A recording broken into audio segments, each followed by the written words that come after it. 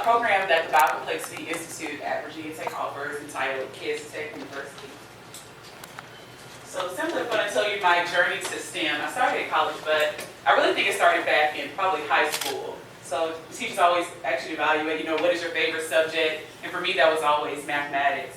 So that was the next step, was to say, okay, I guess get a degree in math and go from there. I always wanted options. So I figured having a bachelor's in math would provide me those options and flexibility.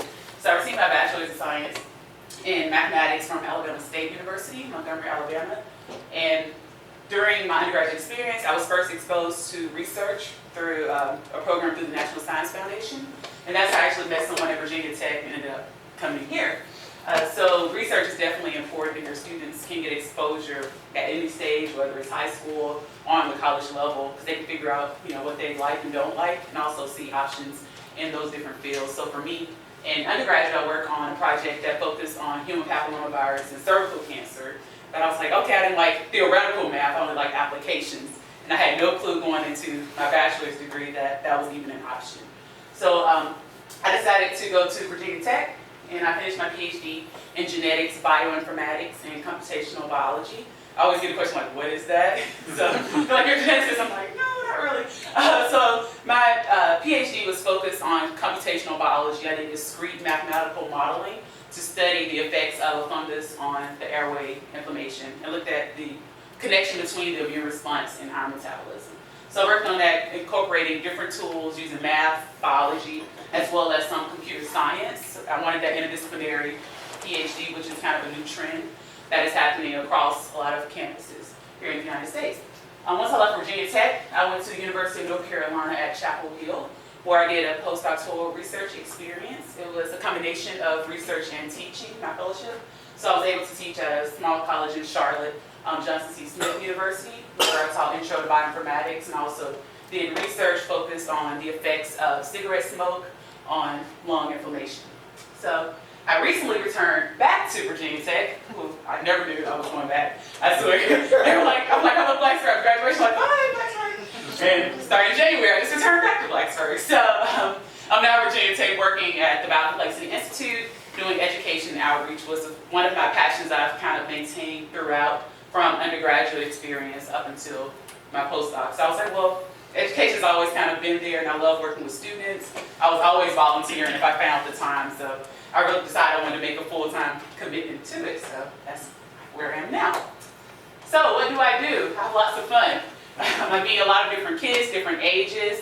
I do a lot of hands-on activity with students, as well as organize and coordinate programs for not only just K through 12, but also I work with different departments on campus to host different courses for undergraduate students, as well as do outreach with graduate students. So no 2 days are the same. People say, I called your desk. I'm like, wasn't at my desk. I was doing something today, some activity, a group of students may come into the institute. So I love that flexibility of being everywhere at the same time. So Kids Tech University, our goal is trying to expose kids, particularly ages 9 to 12, to STEM fields. So at that age range, most kind of have no idea what STEM is. They maybe not a science TV show they like, or they maybe the parents have exposed them to a summer camp. But many kids haven't had a prolonged experience to really know the different career options in STEM. So this program was created in 2008 and first launched in 2009. And we focus on three main themes, which is to be a dynamic program, be exciting, as well as engaging to the participants. The program is $100, but with this program, it pays for their meals on campus, and I'll go through some of the structure of the program, and it incorporates the parents. So parents don't just drop the kids off and say, hey, we'll see you at 3 p.m. It's very much involved and intertwined throughout the day's activities. So again, it was created in 2008. It was based off a model in Germany, but this is the first program of its kind here in the United States. It is a collaboration between the Biocomplexity Institute as well as Virginia 4-H, which many of you may be familiar with. And now this program has expanded from Virginia Tech, its first site. We're now at we have 4 programs now and at 3 different universities. So for the 4 current programs, Virginia Tech is the largest. We have about 450 kids. We run through the spring semester one Saturday each month, and we just hope it doesn't snow. That's like the fingers crossed, because it's like spring, you never know in Blacksburg. And so we have them come on a Saturday, and then Bowling Green State University in Ohio, they also run throughout the spring semester, and it's a smaller program, about 150 kids. And the Virginia State University has about 125 kids, and they have 2 dates in the fall. And Virginia Tech, Southwest Center in Abingdon, Virginia, has 100 kids, and they have 1 date in the fall and 1 date in the spring. I think it was this upcoming Saturday.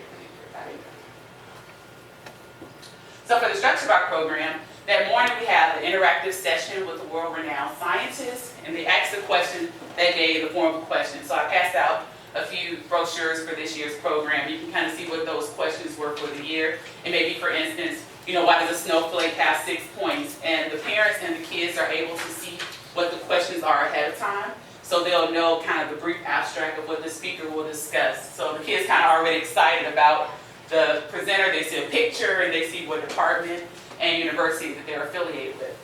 Once the parent brings the child into the room, you can imagine it's like a lot of hustle and bustle. We have like 450 kids. But we really rely on a lot of volunteers. So with our volunteers, we have Virginia Tech graduate students and undergraduate students who devote their time to make sure they can, know which kids they're responsible for, and then the parents will sign in their child and also sign them out. So the parents are not like left out, they don't know what's going on. We invite them to go to another room where they're able to see a live viewing of the exact same talk that their children are viewing. And so the parents say, wow, that presenter was really, had those hard, complicated lecture. I didn't think my child would understand it. Or the children ask very complex questions. I used to preview, we used to have index cards, and I'm like, let me see what you wrote your question first. Make sure you're not asking about what is for lunch or what's pizza, like can I get the dining hall down? So kids will do it. But some will have very high-level questions, and the presenter was like, when you grow up, I want you to work in my lab. So they really apply it to something they know. For instance, we had a speaker this year who talked about communication between animals. And all the kids, I swear, had a dog. They were like, oh, my dog does this. The presenter was like, okay, we can connect this also to your dog. I studied another organism. So just seeing the excitement come from, just the neuroscience field. Many kids haven't ever heard neuroscience presentations. So we like to expose them to all the different topics in STEM. So no 2 dates are the same, and no 2 years are the same. So we exhaust a lot of different presenters. So for a child, for instance, the first section is usually math. So if you have someone come to the math day, maybe they don't realize they like engineering as much, but after the engineering talk, they say, oh wow, I know engineering is fun as well as the math talk. And so they can try to see how they can merge together these different fields. Then they go to lunch. So again, it's kind of like the college student experience without the parent, but the parent goes to lunch with them. I must know. So parents, if they pick their child up, they go to lunch. And then they can eat in the dining facilities, just say, wow, this is what it's like if I'm in college. I just heard this great lecture, and now I can eat this great food, award-winning food here. And then afternoon sections where we do the exhibits that are interactive and hands-on. So the parents will escort the child to kind of these like table booth setups similar to this, and we have different Virginia Tech organizations that will volunteer and try to show, what their club is working on. And you always see a lot of noise and see a lot of things happening. And we usually use like Castle Coliseum or Lane Stadium. So that's another cool moment for the kids. Being on campus, you're like, oh, it's just another building. But for them, they're like, wow, Virginia Tech, here's Hokiebird, take a picture. They get to walk around the Coliseum, they maybe see a basketball team playing on the court or something like that. So for them, it's a really cool experience.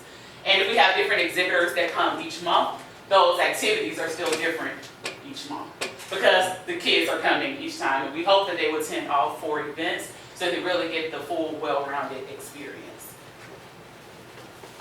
So this is a kind of a sneak peek of what it looks like when all the kids are seated. So it's an auditorium style, and then we have the presenter on the stage. Sometimes the presenters a lot of them are actually intimidated. They're like, I gave talks in front of thousands of people, but talking in front of 400 kids is frightening, So they don't know what questions they're going to ask, and we have some come from all over Virginia and also farther than Virginia as well. And then you can see the different types of interactive activities, for instance, and they may ask a lot of questions, as well as we utilize the Math Emporium, which is another resource at Virginia Tech, where they have hundreds of Mac computers, so the students get to sit in these nice computers and practice using mathematical skills. So this past year, we had someone discuss U.S. Census data. So the kids were transforming equations. They were like, whoo, they had to do it for like an hour and a half, but they have volunteers who will go over the worksheet with them, and they really walked away saying like, I learned this new math and I haven't even covered this in class yet, so I'm capable of doing it. And our theme for Kids Tech is I am the future of science. So what makes Kids Tech University effective? It's a very kind of complicated model. Obviously, since we are like 4 different sites and we have a lot of moving pieces from, making sure we have police protection as well as making sure, meal cards. So it's a huge coordination system that goes on here. But the 4 main prongs of Kids Tech University is the science component, the technology, the engineering, and the mathematics. And then the community is very much involved. So for our exhibitors, we have some from the community who just love doing outreach. And they like to be able to have a mechanism that they can provide hands-on activity for the kids. And they usually have the most popular stations, I'm going to say. They have the big carts, and they roll them in and pull out all these magical things. Also, we have a lot of K-12 teachers who are interested in utilizing, for instance, we have a virtual Kids Tech University site as well. So for like the Math Emporium portion, they work on a worksheet. Those worksheets are available online. So if a kid didn't finish, everyone has different learning speeds. So if they didn't finish, they can go home later with their parents and say, oh, Mom, I want to learn a little more about cells. Can we go to that activity and I can work through it? And it's interactive as well. And then the kids and parents is an important portion because the kids are with the parents, and we hope that dialogue continues not just during lunch, but after the session and throughout each of the 4 sessions throughout the spring. And then the local university and faculty, where we have faculty members who come in as well as the graduate students and undergraduate students who volunteer their time to help with the program.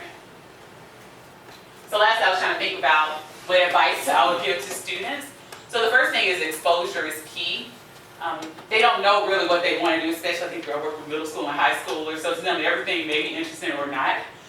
So just giving them a wide range of exposure just for them to figure out what field they would like to do. The most, I think, beneficial thing that I ended up doing, which I ended up doing until grad school actually, was to create a 5-year plan.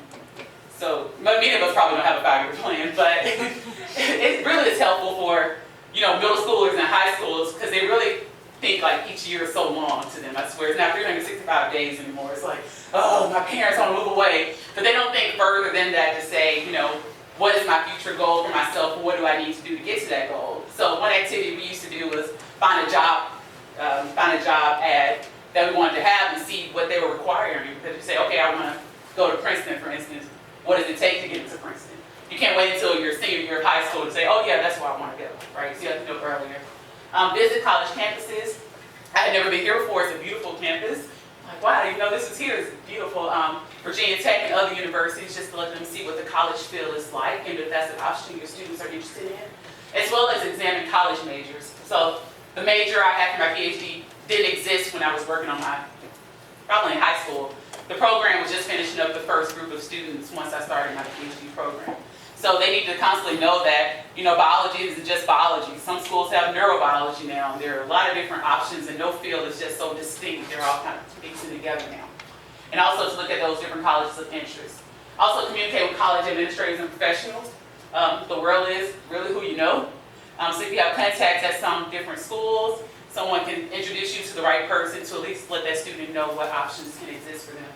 And it's also give them room to explore. Their options are going to change, especially that plan. So maybe freshman year, you ask them again sophomore year, they want to do something totally different. That's totally fine as they get different exposure. So give them that room to explore. That's it. Thank you.